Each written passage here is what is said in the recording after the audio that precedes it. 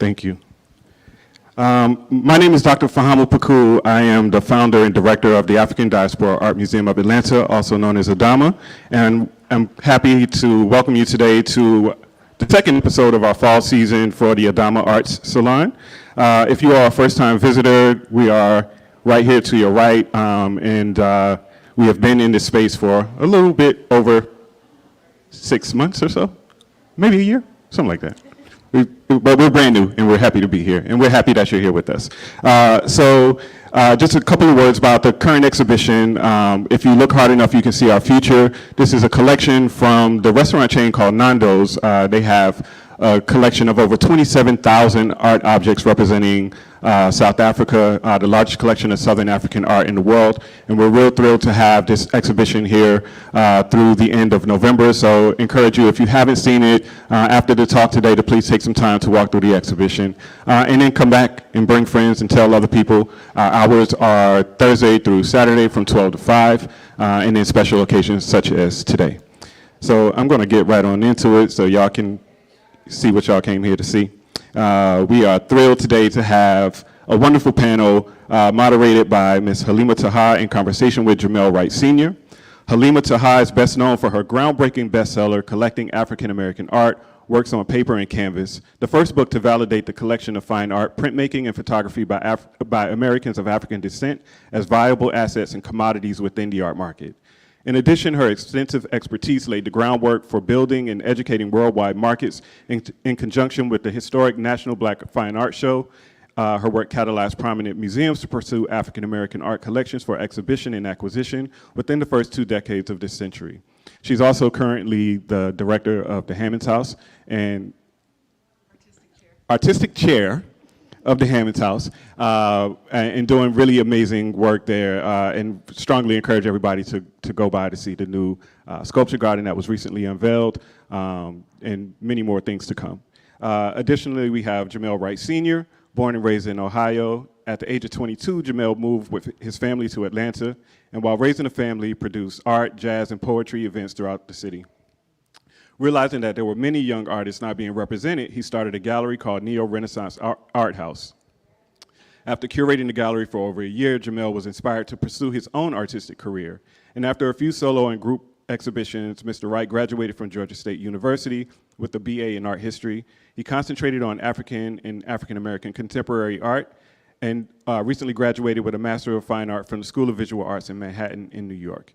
He completed a recent residency at Mass MoCA, Golden Foundation, and Vermont Studio Center, as well as artist in resident for the Gibbs Museum in Charleston, South Carolina. He currently maintains his practice in Atlanta, Georgia, and is a professor at Clark Atlanta University.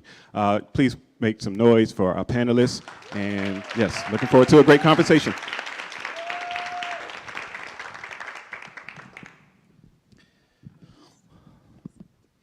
Hello? Hello. Hello? Okay. Hello.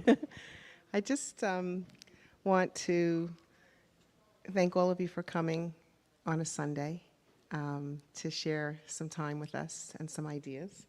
And I wanted to sort of set the tone a little bit for our conversation, right, which is going to be very relaxed. But first of all, congratulations, Fahamu and your team, for this extraordinary exhibition. Being able to be a new institution and to gain the trust of a collector of a massive collection speaks volumes about you, your integrity, and just what you're bringing to the cultural landscape of Atlanta. So I really, really want to congratulate you. This exhibition and this talk are related in a lot of ways. First of all, we're talking about contemporary artists, and we have a contemporary artist that we're speaking to right now, and we wanted to talk a little bit about the relationship between South Africa and the American South, and I think that, you know, the first thing I want to remind all of us about why contemporary artists are important is that if you go back in history, and I've said this many times, and you look at the art from pharaonic Egypt, or the Mayans, or the Aztecs, and the people of the lost city of Pompeii, the only thing that is left to tell us anything about the hopes, the dreams, the challenges, and the triumphs is the art and technology that's left behind. And at that time, now thousands of years later, we have insight because of the contemporary artists of that time. Contemporary artists are reflecting the visual conscience of the time in which they live. No matter what the themes are, how they're using the materials, this is a very important thing to remember, and it's another reason why it's important to support the work of contemporary artists, because visual art is about ideas, and it's visual history. And I think that in reminding us of that, and being here in conjunction with this exhibition, I just want to point out 4 kind of parallels between the American South and South Africa. I thought that might be a nice thing to do. So one historical parallel is both have a history of racial segregation and discrimination. South Africa had the apartheid system, and in the American South, Jim Crow laws. And this shared experience fostered a connection in a civil rights struggle. The other thing has to do with the civil rights movement. You know, activists in South Africa were also inspired by Martin Luther King, just as Martin Luther King was inspired by Stephen Biko and Nelson Mandela. So it created a transnational dialogue. Then there's this cultural exchange of the literary, performing, and visual arts from both regions, influencing one another, and you're looking at genres like jazz and the blues from the American South, and also they resonate also with South African musical traditions as well. And then, of course, there's an economic tie. Both had significant agricultural sectors. And these relationships and trade into commodity, cotton in the American South, wine in South Africa. And then also finally as tourism and education. There's having these educational exchanges for better understanding and also for the intellectual, social, and creative development and growth of both regions. So I think that keeping that in mind, dun, dun, dun, dun, dun, dun. I would like to ask you about, oh yeah, before I do that, I wanted to share one of my favorite quotes of Jamele's before I ask him the question. I will say, if you aren't aware of this, artists will always have a variety of artist statements.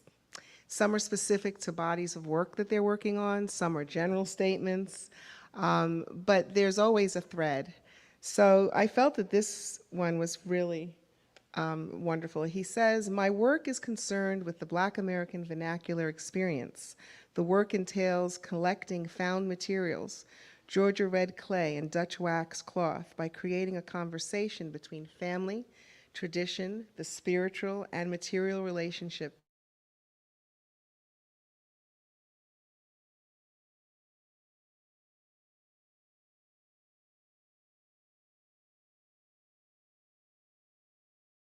the Pan-African lineage." So, It sounds so much better coming from you than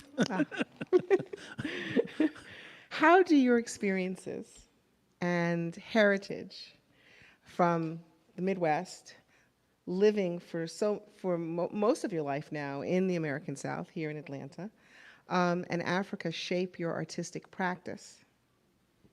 That's really general. Well, I want you to universalize the particular. Yes. So I'm thinking, growing up in a small town called Dayton, Ohio, I remember riding my bike a lot. I remember being a big deal at 7 years old when my dad taught me how to ride my bike. And then when I matured to the Huffy 76, and riding my bike and going up and down the street. I was only allowed to ride my bike 3 houses. And I say that because when we would often come to Alabama and Birmingham, my father lived in a small town called Docena, Alabama. And I remember being 17 years old when they finally had a sign that said Docena 2. And Docena used to be like a coal mining town outside of Birmingham.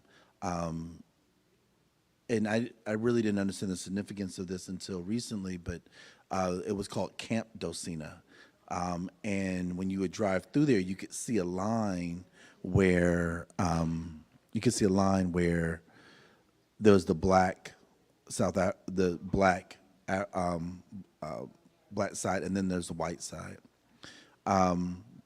But growing up there, I also was only able to walk up and down that street.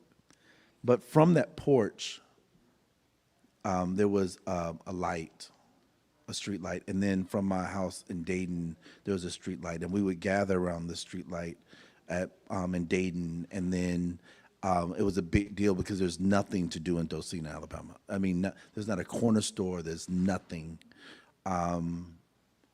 So the big deal to us was to do a walk around the small town of Docena, walk around the block. And one day we did it early in the day, and then we didn't really feel any great accomplishment by the end of the day, so we stopped doing it early in the day and just only did it at like twilight when the sun was going down. But I'm saying all that because of the bike kind of gave me movement of being able to see Dayton, and it gave me a sense of, like, before cell phones, it gave me something to do, and it also allowed me to venture into the city of Dayton when you don't have a car, when you're like 13, 14 years old. You didn't report in like you do now with a cell phone or being tracked. So I could go like 4 or 5 miles away from the house, and my mother would have no idea where I was. But at the same time, being around that same age and sitting on the front porch of my grandmother's house, you know, and I say this often, when, you know, Bit Mom was talking, my Grandma Lucy would talk to my parents, then I was forced to go outside, and I would sit on that front porch. It was like a stoop, and I could see the train go by. And I really feel like, you know, and my mother taught me around 5 years old, gave me a camera, and began teaching me how to work a camera. She was a photographer. Her mission was to make sure that we had photos of ourselves, because she didn't have a lot of photos of herself as a child. So learning how to look through that square really opened up the world, and sitting on that front porch and looking, because you had that street light on, and watching the trains go by, and the color of the sunset and the trees behind it and the colored houses in front of it, and them sending me outside to count the cars.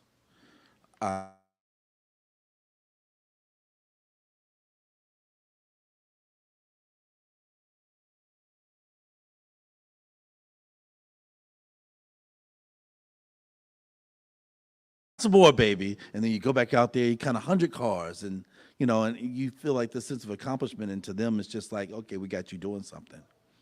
And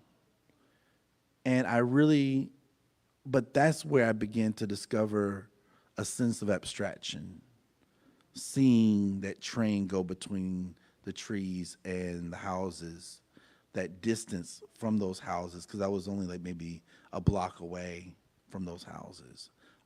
The sound.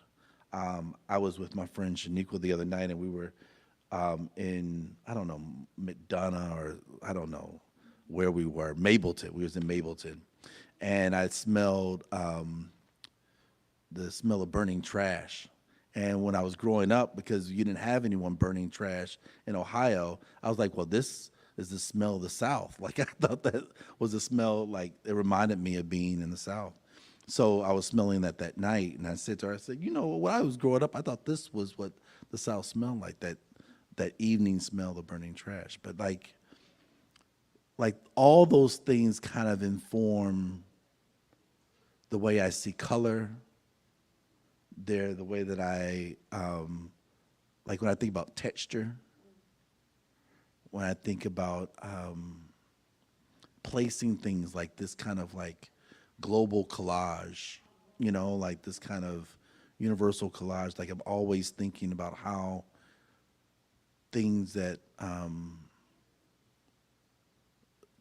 you see in the natural world kind of collage, things like there's no real, like everything's kind of like a glimpse, right? Like traveling up and down the road between Dayton and Alabama or Birmingham, there is a difference once you reach Tennessee. Like there, it starts to really shift. And then the water, when you're crossing that bridge over Tennessee that takes you into Alabama, like to us, that was a landmark. Like I know we're getting closer now. But all those things, I started developing this idea called glimpses because even now, it's interesting. I know I'm taking a long time to get to this answer, but No, you actually have answered it to, I mean, and I want to hear about Yeah. glimpses, but I just want to say that, you know, in describing things that you were looking at and as intervals of time, but also intervals of imagery, and how, and what I'm hearing is how these are specific elements that impact your relationship to how you work, how these things turned into abstraction for you, how you see color, how sound becomes either form or color, based on these, you know, the sum of your experiences. And, you know, and I want to bring this up. We had a conversation the other night, and one of the things that we were talking about is how sometimes, many times, people that we know, friends, associates, partners, they don't necessarily understand that when you are reading a book or you are, hello, assalamu alaikum, that you are, you're working. It's a part of the creative process. You are, if you're listening to music, if you see a movie, if you're having a conversation, if you're taking a walk, if you're just sitting and looking at your navel, you know, that there's a lot happening for a creative person because the divergent thought process of exploring the endless possibilities of a medium or an idea, it's completely interdisciplinary and sensorial. So it could look like, well, what are you doing? What did you do today? Well, I was home and I was just reading, or I was just, I don't know, I was just laying in bed till 5 o'clock yeah, looking I was, at YouTube you know, videos of. and so, but the sum of our experiences do impact and influence different ways that we think about things, and so I really love the fact that you were talking about the early part of your, growing up and your childhood, but also this process continues, and with all of these different things, like like Romary Bearden used the train as a symbol in much of his work. As to dovetail into the idea that you were starting to talk about, but then I'd like you to also talk about what symbols you frequently use in your work. Just like you had an association of a smell to a geographic location, there may be different symbols and how those symbols from your experiences in the United States and specific to the American South are connected to South Africa or Africa as a continent at large, not just that country. I would probably say hip hop, graffiti. I love graffiti. I think graffiti is so dope. I love the ambition of graffiti. I love the addition of graffiti on buildings. I love the fact that you have people that felt they didn't have a voice, so they pushed their voice upon you. They told you their name when you didn't know it, and they, they became these outlaws in a space where if you just would have given them an art program, you would have been much happier. If you just would have considered that they may have wanted some of the same things that you have, that maybe you wouldn't have some of these problems of vandalism. And because of that, I love graffiti. Excuse me, how do you how do you define in your mind the ambition of a graffiti artist and the ambition of another form of visual artist within the contemporary art world? Are they defining ambition the same way in your mind? That's a good one. I don't think we have an extra 30 minutes. I think that any person who is making art and presenting it to the public has ambition. I believe that they have a certain amount of ego. And I've often debated with people because they say, well, you know, I was making this in my basement and then someone found it. Yes, but then you decided it was okay for you to bring it out. I think that's a certain amount of ego and ambition. Being a New Yorker and living in the 80s, and it was a thing. You Right. know, all the tagging on the Right, subway trains, exactly. everybody was upset, and all of the Right. graffiti all over the place, and it was beautiful and wonderful. I think the difference of the ambition of a graffiti artist in terms of how they work and a contemporary artist has to do with time. Because as a graffiti artist, it's illegal. Right. Right. So you have to deal with time to Right. get that work Exactly. done. Exactly. Whereas I think there is a certain kind of luxury of being able to step back from a work, let it sit for a while, decide to paint over it. You know, but it was just, I mean, this is just an aside, but it's just interesting. Yeah, but I mean, no, because you brought it up. But no, the other part of that is, I think they had the same opportunity. I think when you do large pieces on a side of a subway train, or you may go all city, I think that not only do you get that opportunity to stand back from the work and get better, but the community stands back from the work and gets better. So in the same way that I, as an artist, am in my studio, they are around a community of other graffiti writers, and they're practicing their tags and they're showing them, and then they're all collectively going and tagging the train, and then they all collectively sit back and look at the work moving, which I think is another great thing about graffiti, is seeing your art in this transit, in this moving, which is kind of inspired some of my own works with birdhouses and calling them transit, like these ideas of moving and feeling energy through the work goes back to what we were talking about, the glimpses, is because of my parents traveling back and forth there. But you know, my father was a fraternity guy, and so we went to family reunions every summer. We would go to a family reunion, a personal vacation, and an alpha convention, probably every summer. So in doing that, we would often go by car, which you don't really understand is really kind of significant in the 70s and 80s for a black family to be doing. And then we did our ultimate travel of one summer, we drove from Dayton, Ohio to California and back. So we drove from Dayton on the upside and then drove through the south on the return, driving back, of course, staying in Alabama for about a few days to see my grandparents.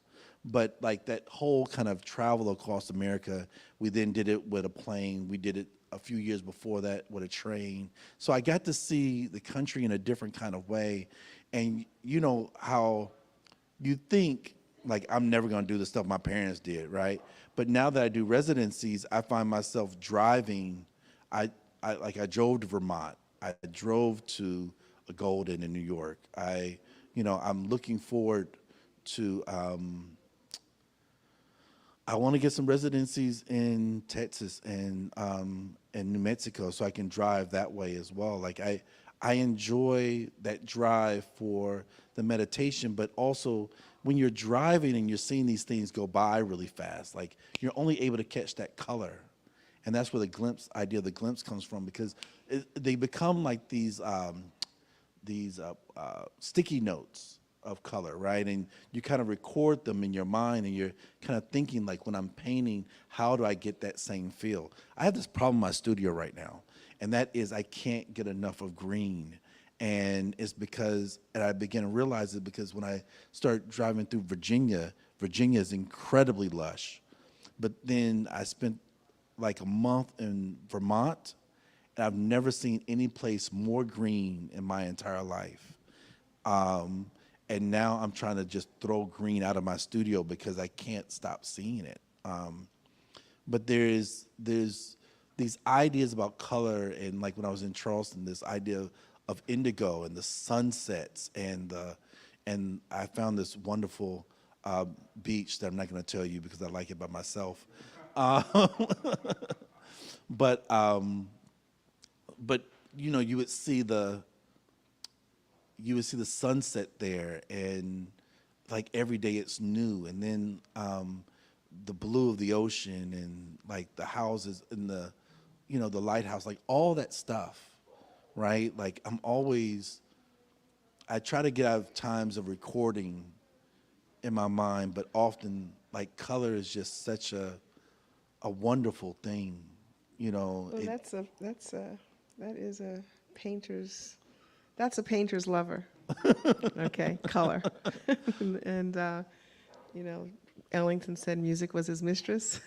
Well, you know. Yeah. So, so I want to talk to you about the symbolism, you know, that you frequently use in your art, and That's what we were talking about. And how Sorry. it's okay. We were on the train ride with you. We were on the train, and We the were on thing the train is like, ride. okay, so we go good. back to the graffiti thing, So, right? yeah, And the we graffiti, talk and just about your symbols, symbolism. right? So then, like a lot of a lot of the stencils that you may see in my work from time to time are based off of glyphs that I create myself. So I do. I may see something that I like. I remember, for example, I think I was watching that documentary, like I think it was called A Few Feet from Success. It was this on all the background singers for like Motown or something like that. Yeah. All the background singers for musicians. Huh? Yes. Yeah. Yeah, 3 Feet from Stardom.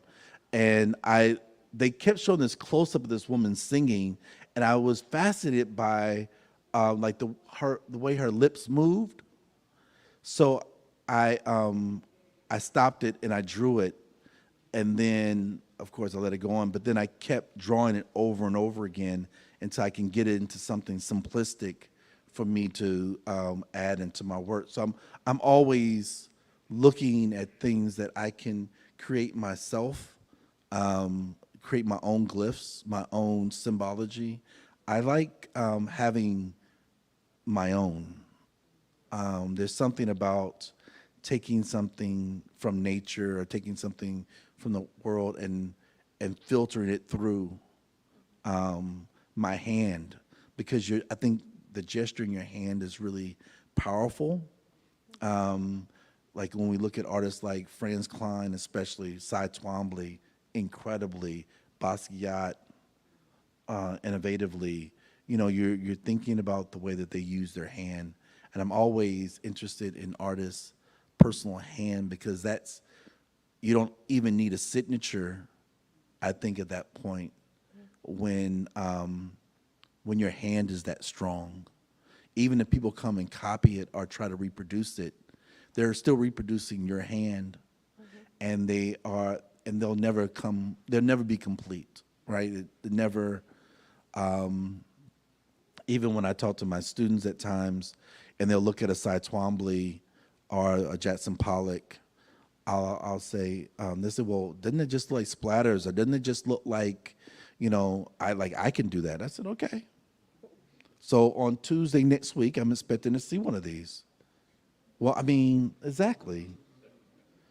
I remember in undergrad, I reproduced a copy of Franz Klein, and I did it because I wanted to see if I could reproduce it. It looked like it was really simple, but I knew it couldn't be. So I thought it was going to take me like 3 or 4 days. It ended up, like, it took me a full week to like really get close-ups of like where there was drips, where he painted over drips, where the color of the paint was discolored to like a yellowish color. You thought it was white, but it really wasn't. The grays he got, the splatters that he got. And you begin to have a deeper respect for the gesture and the symbology of each artist. Yeah, I pay a lot of attention to that. You also pay attention to the work of Jack Whitten, Norman Lewis, Joe Overstreet, Ed Clark. You also like Peter Bradley's work Yeah. and Mary Lovelace O'Neill's work. Did you mention Al Loving? And Al Loving's work. Okay. You know, you mentioned Franz Klein and Jackson Pollock, and so their peers would be people like Norman Lewis. Yes. And in terms of like Helen Frankenthaler would be Mary Lovelace O'Neill. Yeah, yeah. Also with Norman Lewis would be Peter Bradley and Joe Overstreet. I'd like you to talk about abstract narrative. Because, you know, so much I love abstraction. Well, yeah, I mean, I get giddy just thinking about it. So much of the idea of abstraction that was introduced to the West comes from African art. Of course. And of course, Picasso was given the credit for it, although he did take quite a bit also from Afro-Cuban artist Wilfredo Lam. But, you know, artists at large, they are supposed to look at the world and see everything and be influenced by everything. And when artists go to art school, they are looking at everything and looking at the intellectual diversity aesthetically and historically. Autodidactic artists or self-taught artists, they have a different kind of freedom, and they look at a lot of things, or they are totally working from inspiration. I just want to say, for some people who choose not to go to art school, that's perfectly fine. You might actually be a much more talented artist at the end of those 4 years, because sometimes the colleges, the faculty, if they're not having success, they kill real talent out of jealousy. And so it's really important for artists to feel confident, not arrogant, not cocky, but confident that they have something to say and to push and pursue what they're doing, and to look and understand the difference between looking and seeing. So back to the abstraction, which we have in terms of a linear aesthetic pedigree. We have a linear audio pedigree within the African diaspora, and how all of that is connected. And we're talking about the interconnectedness of everything. And by you mentioning these other artists like Pollock and Klein and everything, and Twomley, the use of the plastic arts within the African diasporic tradition, came later. It's connected to colonialism and being introduced to those things, whereas the plastic arts went to the more traditional arts of Africa and Asia and other places, and extracted from them and then put it in the plastic arts and made it their own philosophy or ideology. Understanding that and combining the sum of your experiences and also your passion for abstract thought and abstract imagery and how symbolism plays in that, can you talk about that in relation to your work and in relation to the connection to an African heritage, in relation to also this show? It's all connected. It just sounds very long what I'm saying, but it's all connected. Because I think it's really important for us to always see how we are interconnected intellectually, culturally, most importantly as human beings. And through our humanity, we're able to, through that lens, experience the world through the art that you produce, or any of these other artists in this exhibition. I often am, I wish I had more African things to say. What does that mean? Meaning that I'm often frustrated that I'm not able to, as some of our less melanated peers able to go directly back to where they had property, where they came from, to point at a direct location to say, I'm from here, right? So that is a frustration of mine. So I try my best to pull that from Alabama, and then use some of my Midwest experience, listening, reminded of my grandmother, reminded of my mother, thinking about my father. I have to just say something. When you say that about being able to go back, you know, I'm a Northeasterner. I'm a native New Yorker, and I have to tell you, Black folks in New York or the Northeast, there is a greater respect or reverence. We can't really trace it back to having a lot of property. But when we look at our Southern brothers and sisters, and because of the history of segregation, you had Black landowners and entrepreneurs and businesses and things like that, which many of us who were there can't trace it multiple generations. So I mean, it's you know, I mean, so it's just interesting to me, you know, because we can't say all African Americans.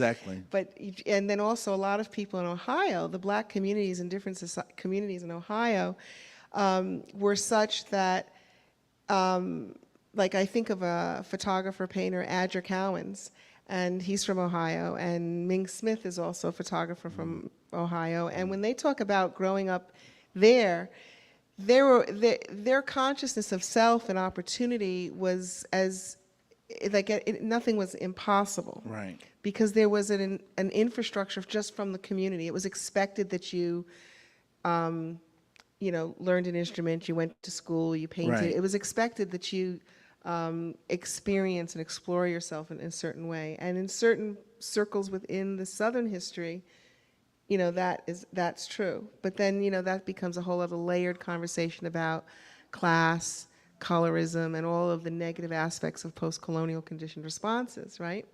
But when you go back to Alabama, And now Georgia. You know, there are certain connections. Right. You know, I think that like when we talk about that, like, even though I cannot physically go back and mention those things, there are places when I know that I'm making artwork and then I see something in a book that's related to Africa, I know that that has something to do with me. I know that, like, when I first saw the Congo power items in a classroom and I felt like it was speaking to me, I felt like I knew the piece that he had shown, and that I had to change all my artwork because I saw that one piece. I knew that there was a connection there, right? So sure, there is this kind of visceral, kind of like, I call it like the legacy through the blood that we kind of know without knowing, that is there. But the point I like to press upon is the reminder that to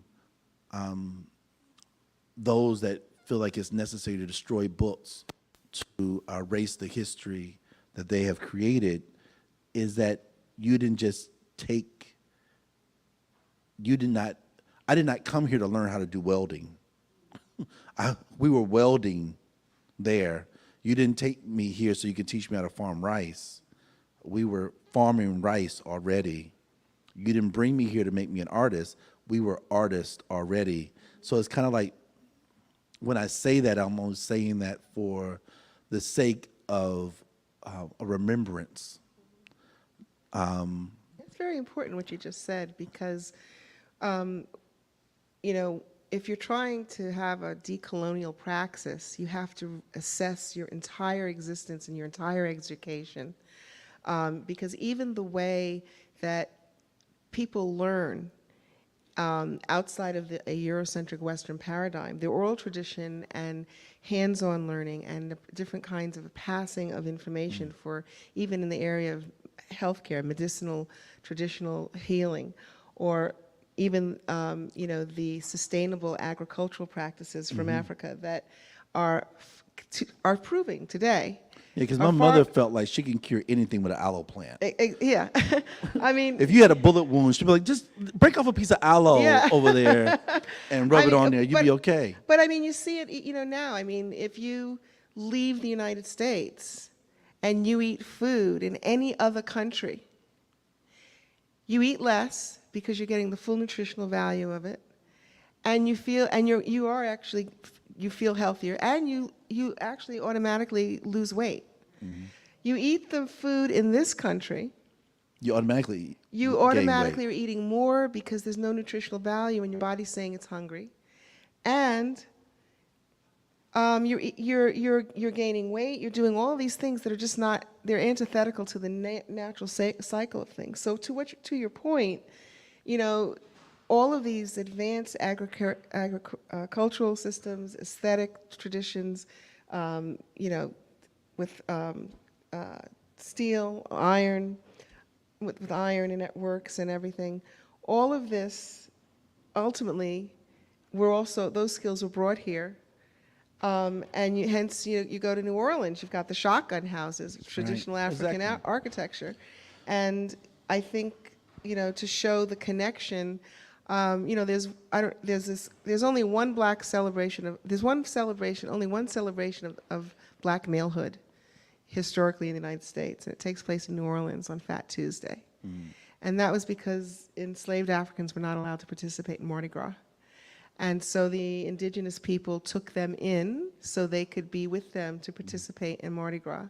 And then, of course, people fell in love and life and all that, and you have the emergence of what they call the Black Indians. But every year on Fat Tuesday, the black men, they who are part of the indigenous community, Afro-indigenous community, they spend a year doing the beadwork for their costumes. And if you look at that beadwork, it's the same beadwork as in Haiti. Right. And the people who were dropped off in Haiti Right. were originally from what was Dahomey and is now Zaire. Right. But it's the same beadwork. So you can see the connection. And then, of course, when the men come out, it's like, Chief Fahama, woo, baby. That kind of thing. So I'm just saying that you can see the connections, right? And in that case, they would be, talking about Chief Tootie Montana, but I was just teasing Fahama. So there are those connections, and you are making these aesthetic connections where you're having a dialogue, I feel, with some of these other artists that you admire, but you have your own aesthetic. And at the same time, there's this layered discourse about community, about life, about the medium, about whatever the theme is or that you're working on. So I want you to talk a little bit about that connection to the world, because it's not just here. Well, I think as a historian, someone who studies history, but also is paying attention to the contemporary, of course, because this is history happening. I think you and I were having a conversation earlier about my desire to connect with older abstractionists. Because I would like to see the journey that they have gone through to get where they are as artists. I would have loved, I get kind of envious sometimes. I go back and I look at when Cy Twombly passed. I'm like, dang it, I didn't get to talk to him. Or, Joe Overstreet, and like, I didn't talk to him enough. Or, Al Loving, I missed that. Like, I hate that I didn't get those opportunities to speak to these people, because I would love to hear how they got from A to B. What was their thought process? What were they thinking about in making this gesture? What were their considerations? And even though I can I was in DC and I was at MGM with my cousins, and I saw some work on the wall. I was like, man, this work is really great. And I'm looking at him like, and people who know me, when I say something's really great immediately, they would know that like that's kind of special. So I was like, oh man, this work is really great. And I'm looking at it, I'm like, wow, like, and I start getting up close, I start seeing all the lines they're making, all the decisions they were making. I'm like, oh yeah, that all makes sense, like that to that to that to that. And then I said, well, whose work is this? And I looked, it was Sam Gilliam. I was like, of course, it makes perfect sense. But to see, I could see his thought process in the work, and I can see the decisions he's making. And, you know, when we go back to like history, or we think about, you know, aesthetics and like how someone's telling the history of their now, I think that when you're able to look at someone like Sam Gilliam and see the decisions he was making and the materials he was using to make that, right?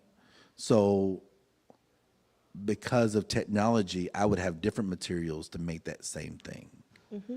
And being able to make some of those connections faster because of not only referencing, seeing what he's already done, but the technology now, I may be able to use a different kind of color or a different type of medium that would get me faster to that space, right? So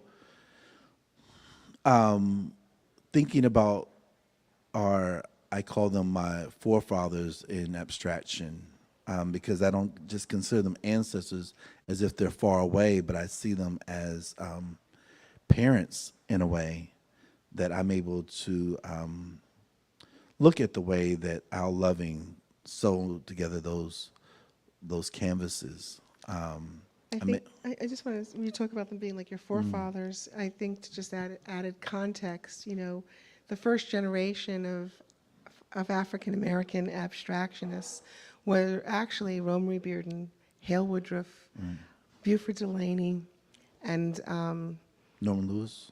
And Norman Lewis. Yeah. Those were the first four that came out of social realism. And then the next generation would be Al Loving and Joe Overstreet and Ed Clark and Richard Mayhew and all of those artists.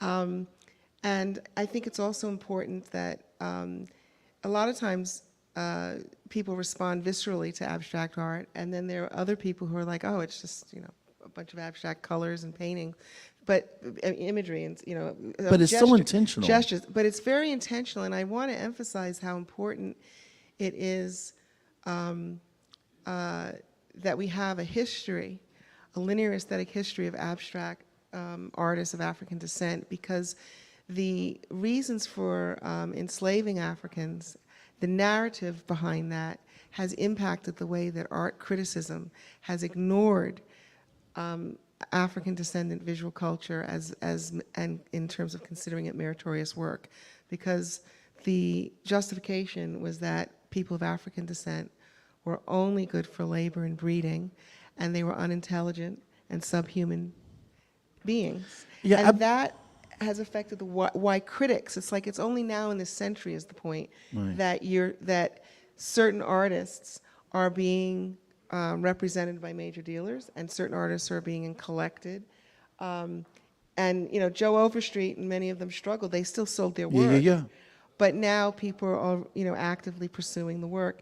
So the intellectual depth and breadth and diversity among artists of African descent who are working abstractly historically has been overlooked or minimized.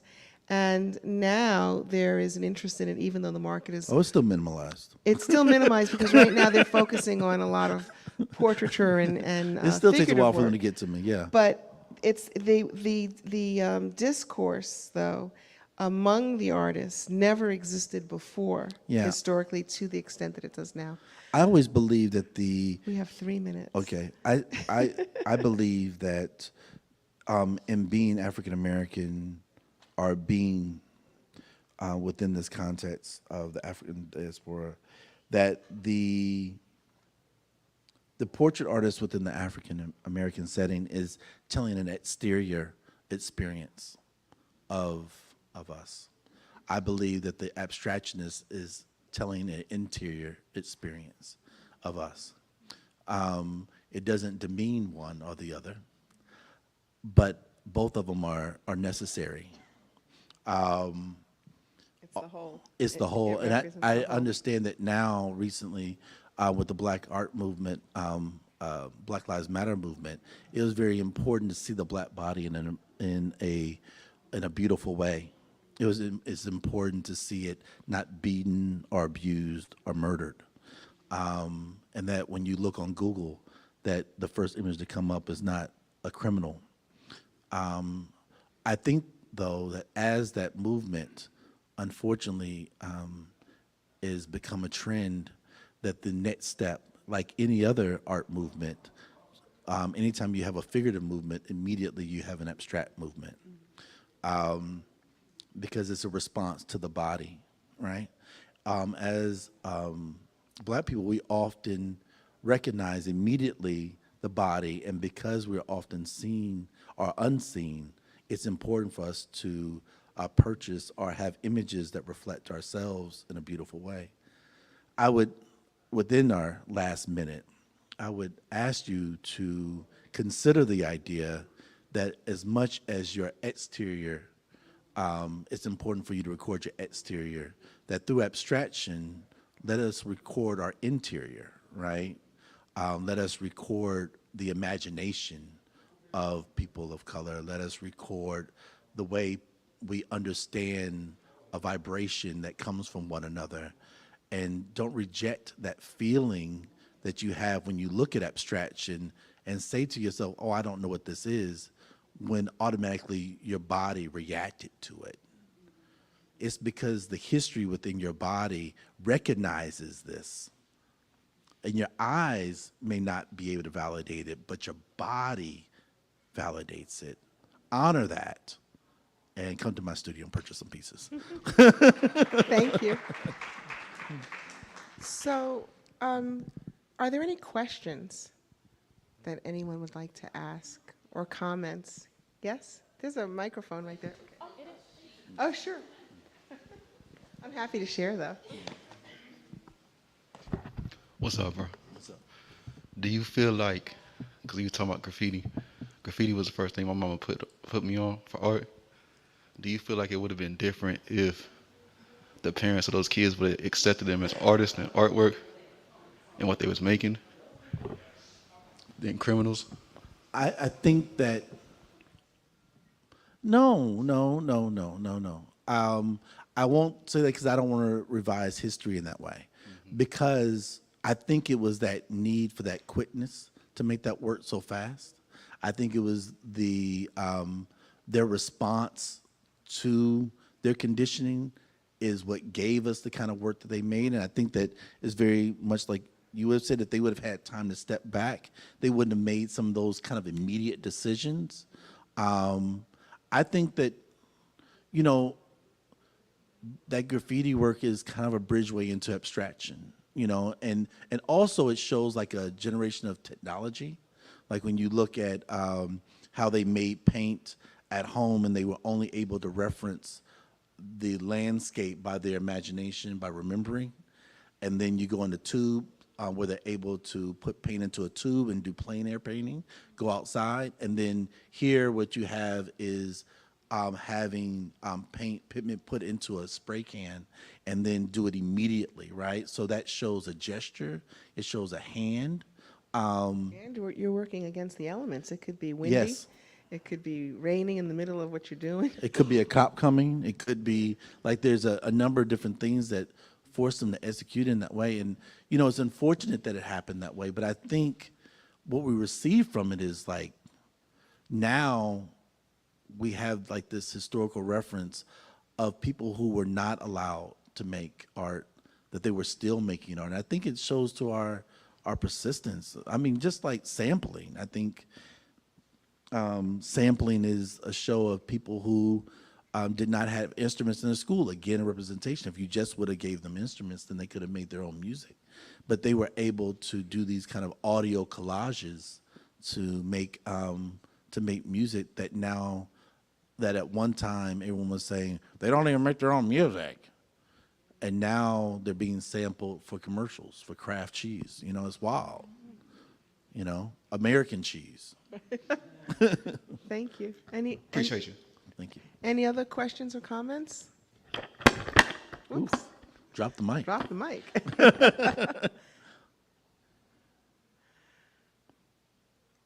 Well, I just want to thank all of you for making the Were you time going to be to ask here. a question? Oh, Yeah. please, go ahead. Yeah. Yeah, sorry.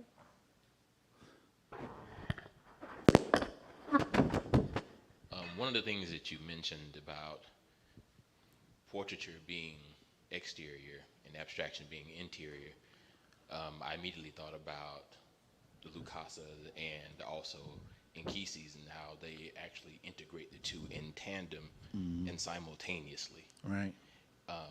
where they are both communicating simultaneously an experience, Right. and the story and the narrative and the history and the people and the culture all at one time. And I was wondering, what were your thoughts? You have any thoughts on that? Well, I was saying that like those power items from the Congo, the Nkisi pieces, are actually what caused me to change my entire practice. I was doing that immediately by making wood pieces at one time, adding nails to them, and now I do it through textile, where I am sewing that canvas, which is kind of like a inverse nail with the Dutch wax pieces. And I do kind of consider those because of the pouches that are on them kind of being almost feeling like bodily parts, and the shape of them to kind of appear as bodies. So I think that that's a good bridge. I think it's possible to do both. Yeah. Good question. Well, if you are interested in seeing an Nkisi piece, you should come to the Hammonds House Museum because right now we have an exhibition that's selections from the permanent collection, and we have an Nkisi piece specifically to show the interconnectedness between Caribbean, African, and African American artists. So we have this Nkisi piece next to a Harlem Renaissance Claude Clark piece, and you can see the same face in the Nkisi piece in the painting. And then there's a Samela Lewis, you can see the same thing in a beard, and so just to see just some of these similarities and everything. Should I? Oh, okay. And I, yeah. Thank you. So my name is Asohe Galbraith. I am one of the, thank you, founding board members for ADAMA, and we wanted to thank you all for coming out and joining in this wonderful conversation. We'd like to thank Halima Taha for joining us and moderating the amazing conversation with Jamele Wright. I'm sorry, I was thinking of, y'all know who I was thinking about, right? ESPN on my mind, apologies. With that, please, if you haven't, check out the exhibit. If you look hard enough, you can see our future. It will be on display through November 2nd. Additionally, next week's Arts Salon, Sunday, October 6th, here we will be featuring some of those artists in conversation with them, and we would love to have you back. As a final word, it's always last, but certainly not least, if you appreciate this program, we would appreciate your monetary support if you can offer it, but certainly tell a friend, bring a friend, come back out and join us for future programming. You can follow us online. Our website is www.adamatl.org. Thank you again. Thank you. I just want to reiterate how grateful both of us are for you inviting us and for all of you being here. And I also brought something because it would be terrible if I didn't, and I discussed this with with you.